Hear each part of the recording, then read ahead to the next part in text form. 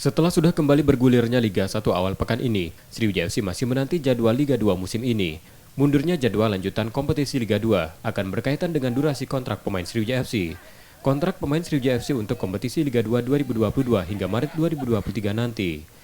Jika lanjutan kompetisi Liga 2 bergulir Januari dan berakhir April, maka kontrak pemain langsung diperpanjang sampai kompetisi berakhir.